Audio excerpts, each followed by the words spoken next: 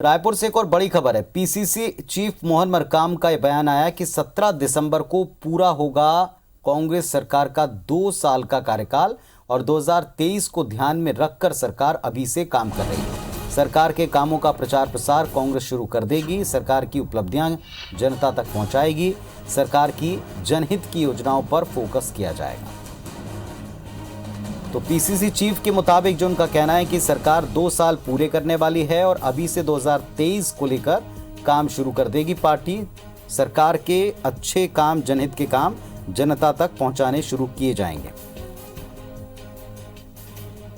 माननीय भूपेश बघेल साहब ने एक नई परिकल्पना के साथ गढ़बो नवा छत्तीसगढ़ के साथ आगे बढ़ा था और इन 2 वर्षों में छत्तीसगढ़ के विकास के लिए, छत्तीसगढ़ के निर्माण के लिए बहुत अच्छा काम कर रहे हैं। और हम संगठन के माध्यम से हमारे फ्रंटल ऑर्गेनाइजेशन, चाहे यूथ कांग्रेस हो, एनएसआई हो, सेवा दल हो, महिला कांग्रेस हो, सभी के माध्यम से हम सरकार की योजनाओं को अंतिम व्यक्ति तक कैसे पहुँचे, उसके लिए लगातार हम कार्य योजना बना रहे हैं ताकि सरकार की योजनाएं अंतिम व्यक्ति तक मिल सके।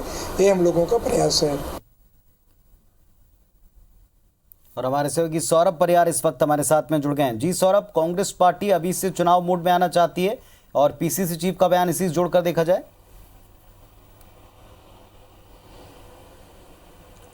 बिल्कुल ठीक कहा पुनीत आपने। दरअसल छत्तीसगढ़ में कांग्रेस की सरकार को 17 दिसंबर को 2 साल पूरा होने वाला है, लेकिन कहीं ना कहीं कांग्रेस को जो काम किया जाना चाहिए था वो उपचुनाव है, नगरीय निकाय चुनाव, पंचायती चुनाव, लोकसभा चुनाव, फिर 8 से 9 महीने का लगभग समय कोरोना काल में बीत गया।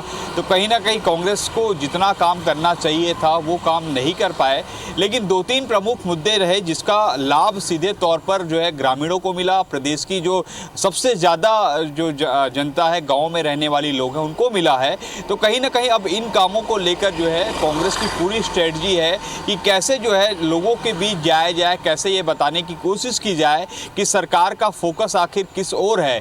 तो निश्चित रूप से 2-3 महत्वपूर्ण कामें अगर मैं आपको बताऊं तो सबसे पहले यही है कि 2500 रुपये धान का मूल्य जो खरीदा गया और इससे 18.5 लाख किसानों को सीधे तौर पर फायदा मिला।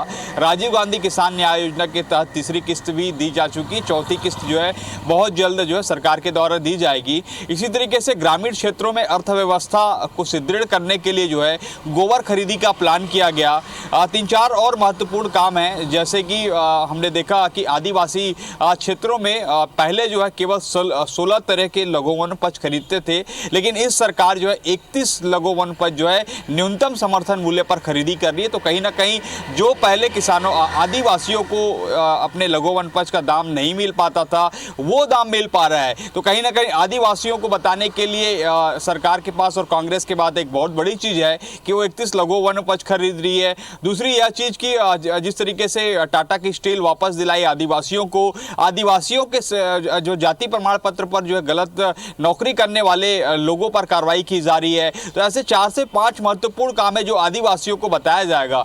और एक और महत्वपूर्ण किसानों के लिए बात कही जा रही है। तो किसानों के लिए जैसे 2500 रुपये में धान मूल्य खरीदा जा रहा है, उसी तरीके से महिलाओं के लिए स्व सहायता समूह इनकी बहुत सारी हैं जिनको सीधे तौर पर फायदा पहुंचाया जा रहा है। रोजगार के माध्यम से महिलाओं को जोड़ा जा रहा है। लेकिन कहीं ना कहीं अगर अन्य डेवलपमेंट की बात करें, रोड है, सड़क है या और अन्य जो बड़े इंफ्रास्ट्रक्चर डेवलपमेंट, एक बड़ा प्रोजेक्ट कहा जाए, तो वो अभी धरातल पर नहीं दिख रहा है। हालांकि सरकार की पूरी प्लानिंग बनी हुई है, लेकिन कहीं ना कहीं थोड़ा सा आर्थिक व्यवस्था भी सरकार की ठीक नहीं है। चूंकि कोरोना का काल चला है, तो ऐसे में हमने कल देखा कि 3 केंद्रीय मंत्रियों से मुख्यमंत्री भूपेश बघेल ने मुलाकात की है और जो अधूरे प्रोजेक्ट पड़े हैं या जो सरकार चाह रही है कि इस पर काम होना चाहिए, उन पर भी जो है उनसे अनुरोध किया गया है कि जल्द से जल्द को जो है काम शुरू किया जा सके ताकि छत्तीसगढ़ की जनता को इसका लाभ मिल सके। लेकिन वही दूसरी ओर भाजपा इस पर जबरदस्त तरीके से हमलावर है।